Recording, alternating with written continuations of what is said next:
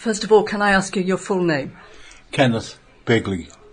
What brothers and sisters did you have? Had one brother. One brother. And he was there with you, presumably, at Yes. Ainsdale when you were evacuated? 3 years younger than me. Uh-huh. Did you make Eric, his name was. Did you make many friends from school? Yes, quite a few. So what sort of adventures did you all get up to? Well, you got to remember this. At that time, when I was coming up to 14 was school leaving age, and my father said to me, because my life had been messed around so much with the war, I'm going to make sure you have an education. So he paid me to go to college, and I went to college in Liverpool to Skerries, and I got a good education. Then came away from there, and he said to me, "What are you going to do?" I was 16 then. "You're going to get yourself a job." I said, "Yeah." He said, "Well, get a trade, learn a trade. What you want to do is, I'd like to be a joiner." "You don't want to be a joiner." So he was telling me I didn't want to be a joiner. So I was telling him I was. Well, he said, "You're going to be, joinery dying out, plastics are coming in." He was quite right in that respect. He says, "You've got to learn electrical side. Now, go and get yourself an apprenticeship. Go down the dock road and look around different firms." And I went round at 16, knocked on the doors and asked could they take me on as an apprenticeship. I got a job with a firm called Stuart Thompson's Electrical Engineers in Seaforth. And he took me on 5-year apprenticeship, and I signed up and went to school 1 day a week on day release. Served me 5 years there. And when it came around the end of my time, I said to the boss, "Any chance of me getting a ship?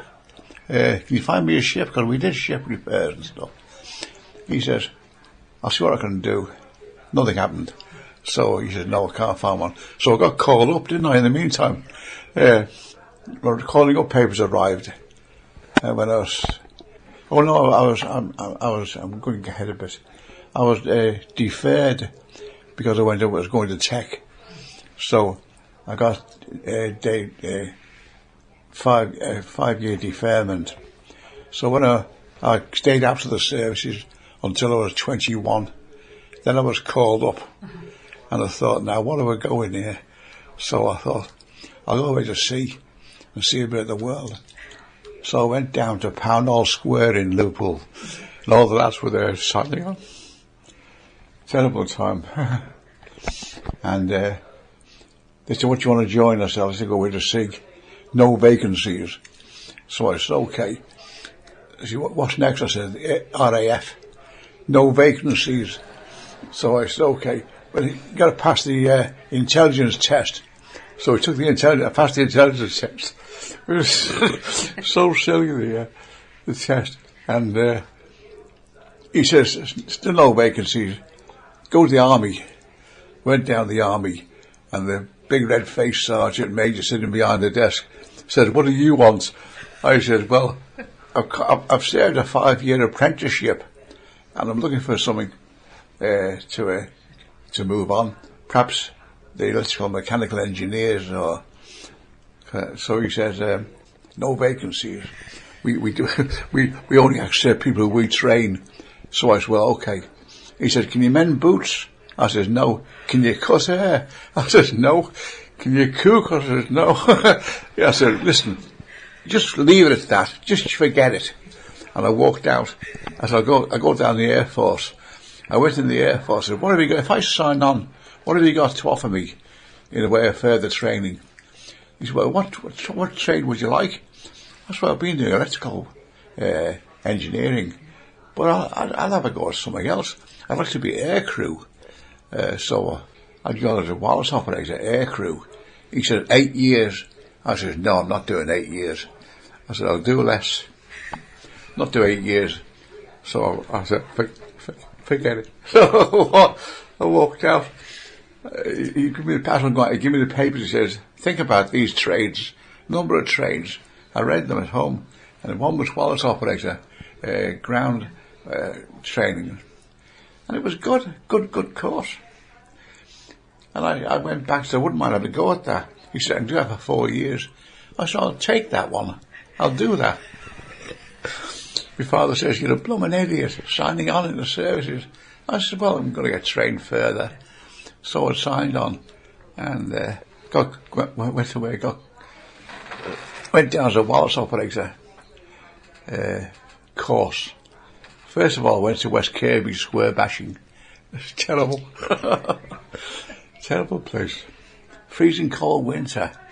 And but I went to radio school from there, and that was in Compton Bassett in Wiltshire. Very good. Good course. Did that, and he says, I came out top in the course. He said, I'm going to send you on an advanced course. So I said, doing what? He said, well, it's the white service. So I said, well, never heard of it. He said, it's top secret. So I said, well, yeah, asking after me for it. You think you'd be suitable? So I said, oh, I'll think about that one. I thought about it. I said, yeah, I'll have a go at that. So I said, I'll have a go at that. He said, well, you got to go away on this top secret course in Birmingham. So I went away on the course. And the course was Army Intelligence and Royal Navy coders. We were all in the one classroom together. It was so interesting. The intelligence fellow were language people, and they were doing Russian. And at that time the Cold War was on, and we were listening into the Russian stations. We had to learn the Russian alphabet and everything, and receive all kind of things. We had to receive or their back chat. They said, you learn more with back chat than you do to listen to the signals. The signals were all authorised procedure, which we knew the procedures, the addresses, but the Wallaceoffs would be talking between themselves, getting posted next week, and you make a note. So that kind of information was more interesting than just the general. Once they wanted, once you knew someone being posted.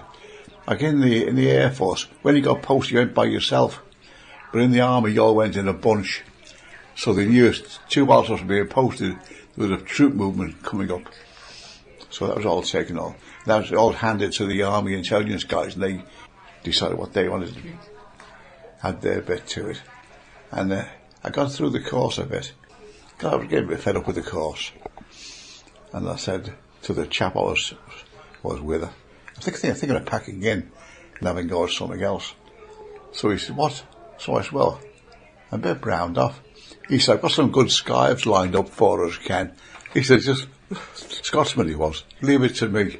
So he says, just this skive. He was the master of the skive.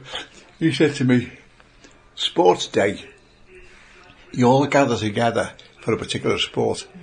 And there's a fellow on the square and he's shouting, all those for cross-country running over there. All those for football over there. All those, which two of us stand there on our own. He says, what are you two on? He shouts, golf, sir. We hadn't got a golf club between us. So I said, where's the golf club? He said, there's none around. He hasn't cottoned on. He said, we go to the pub. That's what we did. Went in the pub, and he said, that was what we did. And the chap never cottoned on. We hadn't got a golf club or a ball. You say, go on your way. So you skived off. Disappeared for the afternoon, yeah. Now, you must have signed the Official Secrets Act, so doing that kind of job, was it not difficult to get out of it in the end? I mean, you knew all this top secret stuff? No, I got out. Because I'd signed the top secret. I've still got the papers at home, the top secret stuff. Have you now? I always keep stuff, yeah. And I got posted. They said to me, where do you want to get posted to? So I said, well, Woodvale or Haydock would be nice. When it came through, it was Egypt. So I couldn't get near than that. So tell me a bit about your time in Egypt then. Egypt was good. I went on a troop ship from Southampton. What sort of year are we talking about now? This 50s, 40s? 1950. 52, I think it was. Yeah.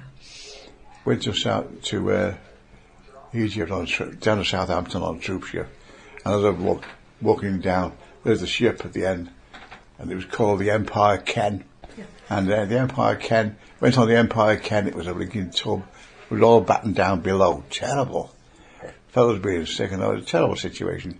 We arrived in Algiers.